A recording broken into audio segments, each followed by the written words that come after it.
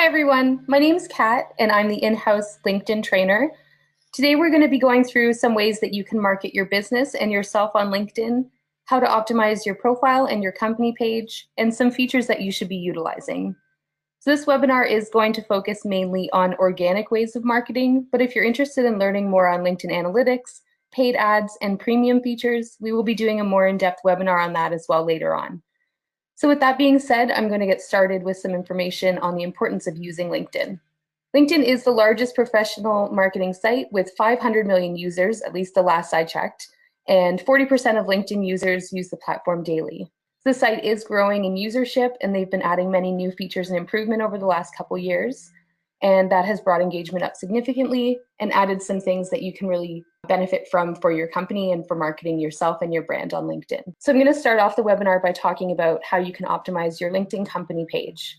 Starting with branding and brand recognition, there are two important visuals to be aware of in your LinkedIn company page, those being your logo and the banner image.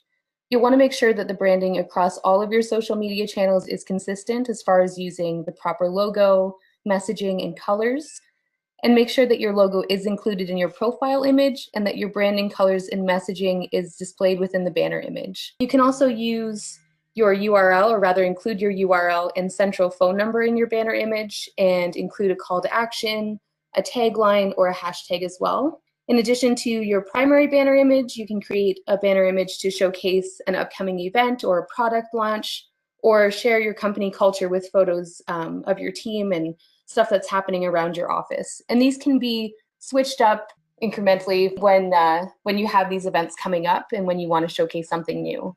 So when it comes to your company description, it should speak directly to your prospects. And while it is perfectly acceptable practice to just transfer the About section from your website over to your company page, if you want to improve upon that and stand apart from your competition, use this opportunity to tell your story and speak directly to your page visitors. You can include some pain points experienced by your ideal clients, address how you can mend them, and speak to your company's values and expertise in this section as well. So Google will also preview up to 156 characters of your page texts. So it's important to make sure that your description leads with some powerful keywords that best describe your business, your expertise, and your industry focus in this section. As far as the content on your company page updates are where a lot of people do tend to drop the ball. So just like with other social platforms, these need to be posted at least once, but ideally 2 to 3 times per week, with content that's going to draw people to your page. And this will help keep your page relevant. You can post directly to followers of your page, or you can even sponsor your content so that it's seen by people who are not yet following your page. And a great idea for content strategy on LinkedIn is to post something that will keep people coming back to your page, like a series of 5 to 10 tips or tools, maybe a series highlighting your team members or your clients, some weekly productivity hacks, countdowns to top 10s, or any other topics that you might find fit your brand. It's a great way to link things back to your website to try and increase your traffic. You can make a special event and post quarterly or on a seasonal basis. So posting a series will encourage people to come back to see your next post. And it's also going to allow them to scroll through the past posts and see more of your content that they might not have been aware of otherwise. So make sure that in all of your content on LinkedIn that you're being helpful and informative, and try not to be salesy. At least 80% of the content that you're posting should be informative, and no more than 20% should be selling. And that's not to say that you need to have 20% of posts on your LinkedIn company page selling a product or service. It just means that you really shouldn't go over that, because that'll tend to turn people off, and then they're not going to want to come back to your page to see future updates that you have on there. LinkedIn is supposed to be about sharing expertise and learning and advice, and really just having a lot of informative posts rather than people trying to sell you things. So that's a way that you can set yourself apart as well and encourage people to continue to come back to your company page to see future updates and to learn more about what they want to hear. So moving a little bit on to building your following on your LinkedIn company page, this is something that a lot of people do have difficulty with. And some of the ways that you can do this, firstly, you need to make sure that you're posting the relevant content on your page so that people are satisfied with it and they continue to return, and they'll actually want to follow your page to see your future updates. You also want to do some cross promotion. So you can start by sharing your LinkedIn company page on some of your other platforms where you may have a lot of followers, such as Facebook, Twitter, anywhere like that. You'll also want to add an icon to your email signature, to your website, and business cards so that people are aware that your page does exist. And you'll also want to share the page to your personal profiles as well so that your connections can come over and like the page and follow it and see your updates there too. Another great way is to send out an email blast to invite people directly to follow your page and to encourage your team of employees to regularly share and engage with the content that's on your page so that people in their circles can see it as well. You can also invite your own friends and family to the page and ask them to do the same as far as sharing out your content or inviting people that they think might be interested in seeing your content. If you want to invest in building your following, there's also the option to use sponsored content. But aside from that, there really is no quick and easy trick to getting organic followers to your page. You really just have to be consistent and invest a lot of time and resources into it. It's very important on your company page to engage with your community. Make sure that if somebody comments, you reply to them right away. People are way more inclined to continue to participate with your page if you're engaging with them. So keep an eye on your analytics as well and your notifications and see how people are responding to your content so that you can adjust it accordingly. Make your updates short and sweet, encourage some click-throughs, include a simple title or an interesting image and a lead in that lets readers know what the story is about without giving it all away. And don't be afraid to ask questions, evoke people to engage with your content, but also get some feedback on what type of content they want to see. So you can post a question on your company page to ask somebody what type of advice they're looking for within your industry, or to ask somebody what they struggle with most. And generally, people will respond to those types of questions, and that increases your engagement, but it also gives you some insight into what you should do for your future posts. Any page that engages with its users tends to get a lot more engagement in return. If people are replying to your comments or your posts rather and not getting any reply from you, they're not going to want to come back and do that again. So you have to make sure that you are giving them a lot of your attention in that sense. So moving on a little bit from your company page optimization, I just want to talk a little bit about showcase pages. It is a similar feature to your company page, but it's also different in a lot of ways. So showcase pages enable you to promote certain products or services to specific customer segments. And these pages are used as an extension of your LinkedIn company page. So for example, a company like Adobe may want to have a showcase page for their Creative Cloud services to promote their specific software, and they do have that enabled. And you can treat your showcase page as a mini LinkedIn company page for that specific product. You can create up to 10 of them for your company page, but if you do require more, you can reach out to LinkedIn support and request more, and they will help you with that. And once these showcase pages are created, they're going to be shown on your company page right below your About section. So it's a way to get people to go from your company page where there might be a lot of information with only a little bit of it that's targeted towards them, and they have an option now to go to a showcase page where you might be sharing something that's more relevant to them specifically. So in the example of the Adobe page, they have their Creative Cloud page that's targeted mostly towards photographers and designers and that type of thing. So by having them come over to that showcase page, the content that they're going to be seeing will be more tailored to them, so they're more likely to visit that page more often and less likely to unfollow it if they're seeing content that doesn't apply to them like they might on the main page. One of the unique things about showcase pages is that they have unique names. So similar to a URL, there's no duplicate in that sense. So it allows you to be very specialized and also to not get your showcase pages confused with another company's showcase page. So in the website area of your showcase page, you can include a link to the corresponding product or service page of your website, and you can experiment with your content there by pinning maybe a status update to the top of your page, engaging what kind of response is received from your followers. Creating, growing, and maintaining these company pages and showcase pages takes a lot of time and resources and a lot of commitment. So you can't simply set them and forget them. You do need to follow up and do a lot with those pages to make them successful. And if you wanted to create a showcase page for your company, you can simply navigate to your LinkedIn company page, open up the admin tools on the top right corner, and it'll bring down a drop-down menu where you can then create that page. So here's just an example of where you might find a showcase page. And again, just using Adobe as an example, this is their main company page. And if you just scroll down a little bit, it showcases or shows you their showcase pages there rather. So if you were to click on the Adobe Creative Cloud, it would bring you over here. And you'll notice this does look very similar to a company page, but it's just more focused.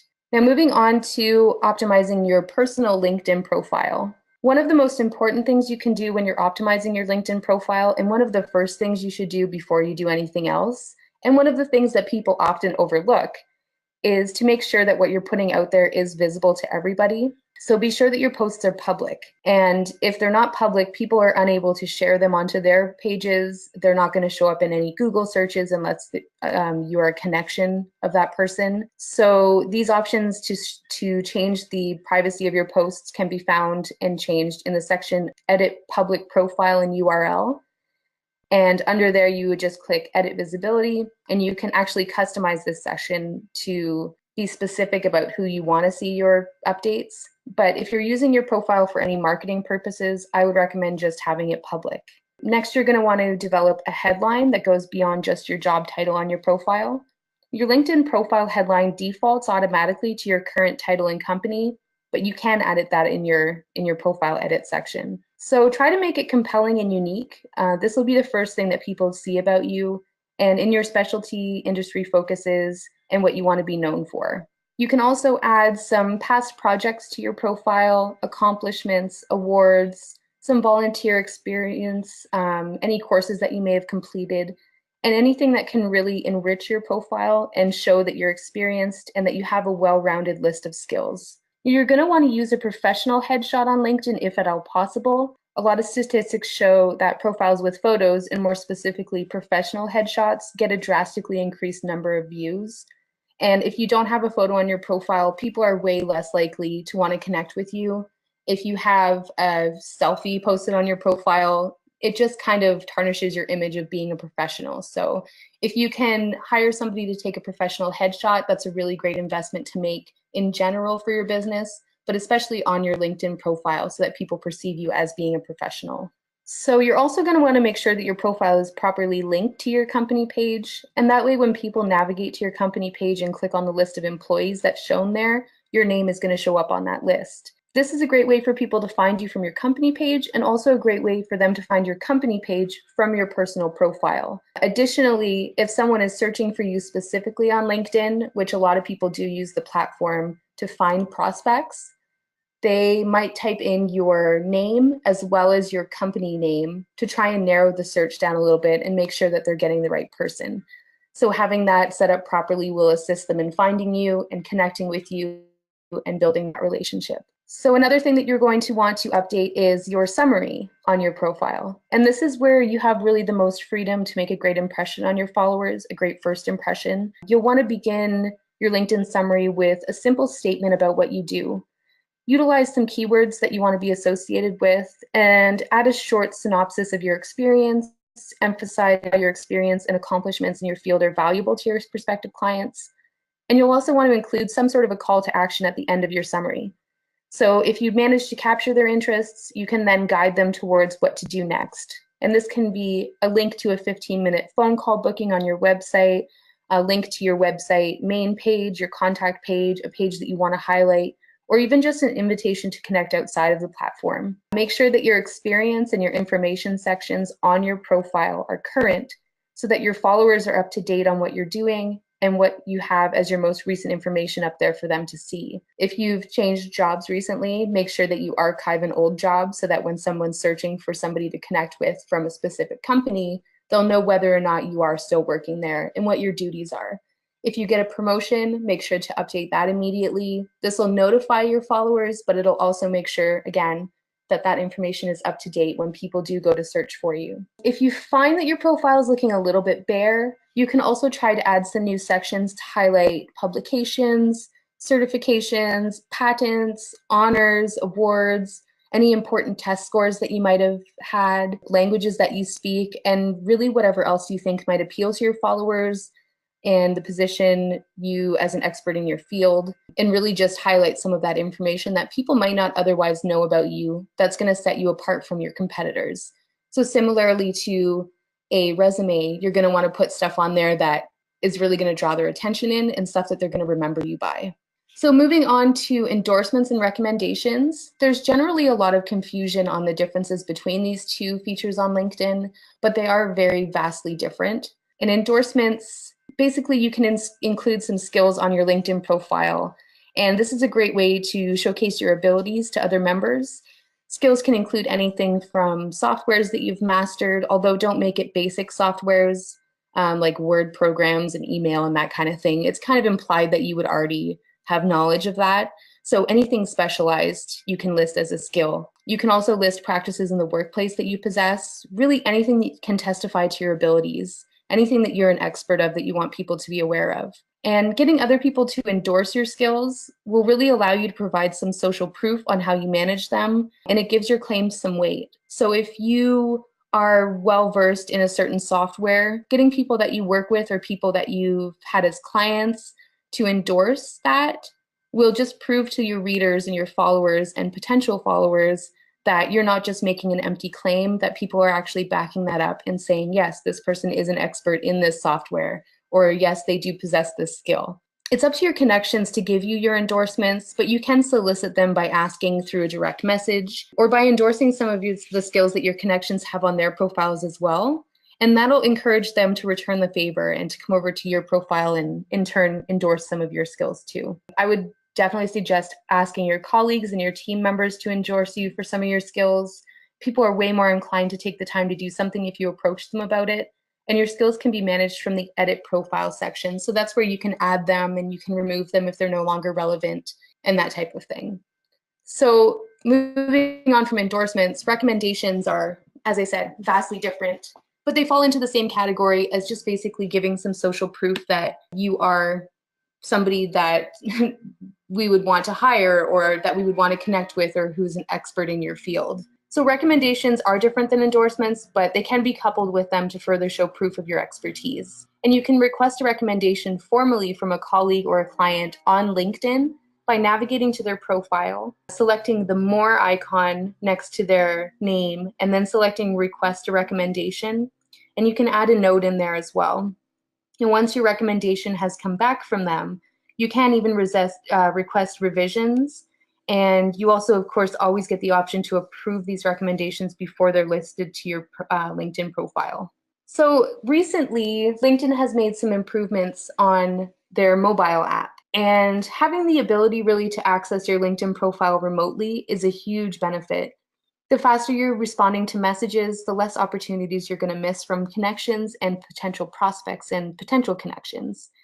So LinkedIn does have a pretty great mobile app that allows you to do most of what you can do from the desktop site with just a few exceptions. And the major things that are missing from the LinkedIn mobile app are the analytics and the ability to use LinkedIn Publisher feature. Additionally, some features available in LinkedIn require downloading additional apps to use. So for example, LinkedIn Groups, Sales Navigator, LinkedIn Learning, and the Recruiter feature, these all have their own separate apps to download. So if you are going to download all of the apps, just a recommendation to make a folder on your phone and store them all there, at least until they're able to come up with one app that provides you access to everything in place of these. So one thing, however, that you do have exclusive access to from the app that you're not able to access from your desktop is the ability to upload videos directly to LinkedIn. And this is a fairly recent development that was rolled out, I believe, August of 2017, and one that not everybody knows about or is taking advantage of. So it's a really great time to start using it to set your content apart. So just go to a little more detail on LinkedIn video. The benefits to using LinkedIn video, as opposed to just posting a link to YouTube or to your website where you have a video already uploaded, is that LinkedIn, just like most other social platforms, exclusively favors content that does not take you outside of LinkedIn. They want you to stay inside of the app or the platform so that they can make more money from advertisements, they can benefit from premium users and advertise for that service, and generally just keep you from leaving the site altogether. They really want you to, spend as much time as you can on there. And as a result, they do favor content that is native to LinkedIn, like LinkedIn publisher posts as opposed to blog posts, and photos uploaded directly to the site as opposed to photo links, and of course, native LinkedIn video rather than something that's stored on another platform. So it's no secret, obviously, that video content on social media platforms does get more engagement and is shared more often than other content. So I'll just go into a little bit of detail on how best to use LinkedIn video, especially for marketing and business purposes. So simply to access the feature, first of all, as I mentioned before, you do have to be using the mobile app, and it is pretty straightforward. So on the home page of the app in the top right corner, you'll see two icons, and one of them is a camera and the other is a video icon. And if you don't see both of these icons, you may just need to update your app.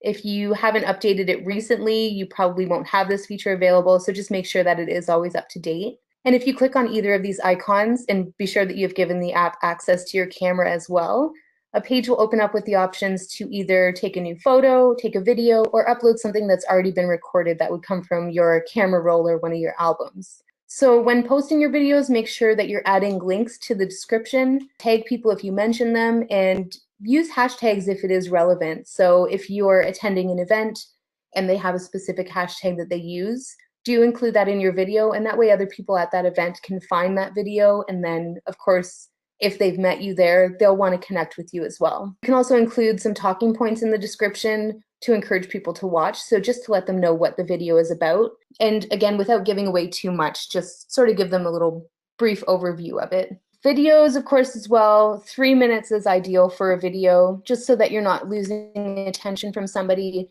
but it's also long enough that you have time to go through and make it valuable for them. So some uses of LinkedIn video. You can pre-record a professional video and have it edited as well. And this can be used to showcase your products or services or share a client testimonial, just that kind of thing. Something that you may have hired somebody to come to your office and do. You can just download these from your website, or from another platform, and then upload the content to LinkedIn from there. And if you're using this type of video, try to use a video that has burned in closed captioning, since they do play muted by default, and there's no option to add captions on LinkedIn. As far as a video for event coverage, a great use of this feature is to upload real-time event coverage to your LinkedIn profile. So if you're speaking at an event and you'd like to show your followers maybe a little snippet of that, or if you just want to let people know that you're attending, that you're there, maybe start a conversation with other contacts that may be at the same event, show people around with the video and upload it immediately. So you can tag other users when you post the video again, or add relevant hashtags that are specific to that event so that your content does show up when people search for these hashtags. If you want to use a video to share more about yourself, you can upload maybe a short biography, tell your story. People really love getting an inside look into you and your company, and video is a great way to tell that story. So you can even go around the office and introduce some of your team members. Make sure to tag them in your description when you upload the video so they're notified, and they have the option to then share it with their circles as well. Another use might be posting some productivity hacks, some tips, some question and answers, and content that, again, like we said before, would be reoccurring and valuable to your followers to keep them coming back for more and make them more inclined to click on your future videos. Another feature, of course, that you can use is posting some sort of an interview. So if you were to interview a client or maybe a staff member, share their experience with your company and give some social proof to your followers as well. There's really infinite ways to utilize video. So just keep in mind what your viewers may want to see. Always make sure that you're being professional, but don't be afraid to also be personable and share some content that showcases your company culture. You are allowed to have fun while you're maintaining a professional image. Just make sure that you have a plan for your video so it doesn't end up kind of going off the rails and losing focus on what you wanted to cover. Another use as well, is short form video. So this can be 15 seconds or less, just to show a really quick hack or a product. So maybe if you're doing something every Tuesday where you share, I don't know, a technology tip or something to that effect, or a life hack, just posting that consistently and making it a very brief video will encourage people to click on it again. So moving on past the video section, LinkedIn groups. So you want to be sure to find and join active LinkedIn groups that match your location or your industry, and use them really as an opportunity to share valuable content and to network with other professionals. As far as content goes, try to make sure that you're not selling in these groups or you really won't see a lot of activity. And if you find a need that isn't already fulfilled by a LinkedIn group, you can even try creating a group yourself. Just know, again, like we mentioned before about the company pages, that it is a lot of work to build membership, and this isn't the type of thing that you can really set and forget. So you're going to want to send out maybe an email blast inviting people to the group, invite all of your contacts that might find it useful, and really make sure that people are getting a lot of value out of what's posted there. That's really important because LinkedIn groups especially, people don't want to see people selling in there. It's mainly just to position yourself as an expert in your field, keep your name on people's minds, and build some really valuable relationships that you can then turn into maybe prospects or get some referrals from those people down the line. So I'm just briefly going to touch on analytics here. You really want to pay close attention to the data that you're gathering from LinkedIn and adjust your posting schedule and content accordingly. So if you're noticing that posts that you're putting out with certain types of images are getting a lot more feedback than other ones, or if something being posted at 9 a.m. is getting a much better response than something that's being posted at 5 p.m. And this does vary based on your industry, so there's no magic formula. But you want to adjust your posting schedule and your content for the future based off of those analytics. And I would definitely suggest checking in weekly and monthly to see how your posts are performing. There's a lot of different things that influence whether or not people are engaging with a post or whether or not they're seeing it. And that's data that you can gather over a longer period of time, even a few months, even a year, maybe sometimes, just to find out what your audience really is responding to best. And also to make sure that the people that you're targeting are the right people that you want to target and they're in your market, people that might be interested in your services. If you're getting 100 people who are responding to a post, but none of them are people that you want to connect with, then you are going to want to adjust your content. Another way to test effectiveness, of course, is to pin certain posts to the top of your page. And that way, when they go to your page, it's the first thing they're going to see. So you could have a certain post pinned to the top of your page for a month and examine the analytics afterwards and see, okay, 300 people saw this post, but only one person engaged with it. So what can I change about that to make it better? Use the data from your analytics to establish a baseline target and then create some short-term and some long-term goals to work towards as far as getting engagement and getting people to share your post or getting them to contact you. So impressions, interactions, and engagement, those are three, I think, of the main aspects of your analytics. Impressions are the number of times each update is shown to LinkedIn members. So this is similar to the Facebook reach. This is just how many people have scrolled through their newsfeed or gone to your page and seen this post. It doesn't mean they've read it. It doesn't mean they've clicked on it. It just means that it has shown up somewhere in their feed. Your clicks are the number of people who click on your content, your company name, or your logo. This does not include interactions with your posts. Your interactions, however, are the number of times people have liked your post, how many comments have been left, and how many times it's been shared. And then your engagement is a percentage, and this percentage shows the number of interactions plus the number of clicks and followers acquired divided by the number of impressions.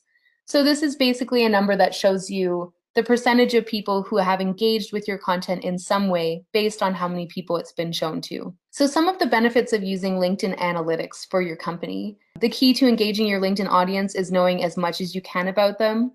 In the LinkedIn Analytics tab, there is an option to see the age of your followers or the people who are engaging, their gender, their location, what mobile or desktop platform they're using to see your content, all that kind of stuff.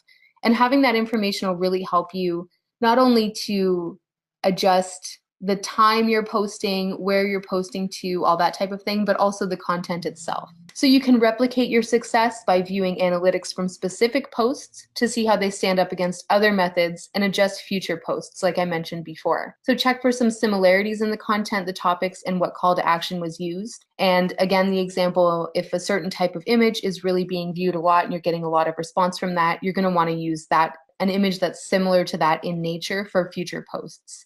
If you have a call to action for people to click on your website and you find nobody's clicking on your website, you're going to want to adjust that call to action as well to get them more interested. Maybe by offering them a free download of an ebook or a discount if they come over to your website right away, or just evoking some emotion from them or letting them know that there's a special offer or something very valuable to them that they'll find by clicking on your website. A great thing about LinkedIn Analytics is that you can really visualize your data. They have a various amount of charts and graphs that allow you to see everything in more than just numbers. And to find out what your demographic is responding to your content and target them via LinkedIn ads, analytics are great to find out exactly who you're hitting now and who you're not hitting, more importantly, so that if you are doing a LinkedIn ad, you're going to know who you want to target with that ad. And here's just a quick view. This page obviously isn't set up yet, but this is just what you might find in a company page as far as your analytics go. So it's going to show you the likes that you've gained in the last 30 days, comments, shares, and follows. And that's sort of just an overview of everything that's happened on your page. And this is the part where you can choose what you want your graph to display. So with whether you want to see impressions, clicks, shares, followers, that social engagement percentage, you can see all of that here displayed in a graph.